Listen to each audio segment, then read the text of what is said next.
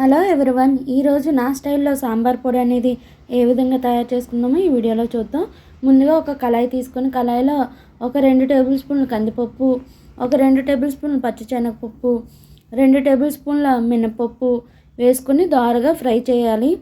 ఇవి కొంచెం ఫ్రై అయిన తర్వాత ఇందులోనే ఒక 3 టేబుల్ స్పూన్ల ధనియాలు కూడా వేసుకొని అవి కూడా కొంచెం ఫ్రై అవనివ్వండి. తర్వాత ఇందులోనే ఒక 12 ఎండుమిర్చి అనేది వేసుకోవాలి. అవి కూడా కొంచెం ఫ్రై అయిన తర్వాత ఇందులోనే ఒక టేబుల్ స్పూన్ బియ్యం కూడా వేసుకోవాలి.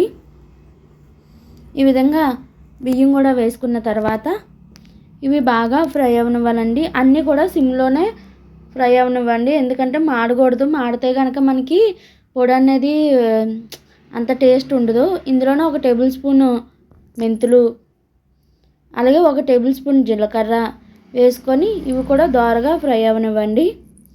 ఇందులోనే ఒక హాఫ్ టేబుల్ స్పూన్ మిరియాలు కూడా వేసుకోండి. ఈ విధంగా వేగిన తర్వాత ఇందులో ఒక గుప్పుడు కరివేపాకు వేసుకొని ఇవి కూడా బాగా ఫ్రై అవనివ్వండి. కరివేపాకు అనేది మనకి తుంచితే ఇలా చిటపటమనాలి, ఆ విధంగా అయ్యేంత వరకు బాగా ఫ్రై అవనివ్వాలండి. సిమ్లోనే మొత్తం ఫ్రై చేసుకోండి, ఎందుకంటే ధనియాలు జీలకర్ర అనేది త్వరగా మాడిపోతాయి కాబట్టి ముందుగానే వేయకుండా లాస్ట్లో వేసుకోండి.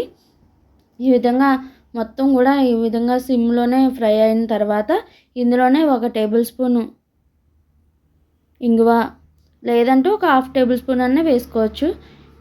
అలా కొంతమందికి ఇంగువ ఇష్టం ఉండదు కాబట్టి చెప్తున్నాను, హాఫ్ టేబుల్ స్పూను. అలాగే ఒక హాఫ్ టేబుల్ స్పూన్ పసుపు కూడా వేసుకొని మిక్సీ అనేది పట్టుకోవాలి. చల్లారిన తర్వాత ఇది ఫ్రిడ్జ్లో అయితే ఒక 6 మంత్స్ అయితే స్టోర్ ఉంటుందండి. అలాగే బయట అయితే ఒక 4 మంత్స్ అయితే ఉంటుంది. ఇది గాజు సీసాలో మీరు వేసి పెట్టుకున్నారంటే ఈ సాంబార్ పొడి అనేది రెడీ టు మిక్స్లా ఉంటుంది. ఒక నలుగురికి సాంబార్ పట్టుకోవాలనుకుంటే కనుక ఒక 2 టేబుల్ స్పూన్ పొడి వేసుకుంటే మీకు సరిపోతుందండి. ఈ విధంగా ట్రై చేశాక ఎలా వచ్చిందో నాకు కామెంట్ చేయడం మాత్రం మర్చిపోకండి. అలాగే మన వీడియోస్ కనుక నచ్చితే లైక్, షేర్, సబ్స్క్రైబ్ చేయడం మాత్రం మర్చిపోకండి. అలాగే రేపు వచ్చే వీడియోలో నేను రసం పొడి అనేది ఏ విధంగా తయారు చేస్తానో అది కూడా చూపిస్తాను. ఈ విధంగా 2 సార్లుగా మిక్సీ ఆపుతూ పెట్టుకుంటే మనకి మెత్తని పొడిలా తయారవుతుందండి. ఈ విధంగా తయారు చేసుకొని పెట్టుకోండి.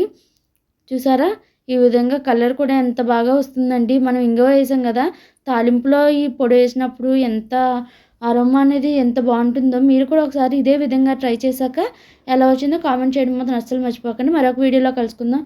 బాయ్ బాయ్ అందరికీ.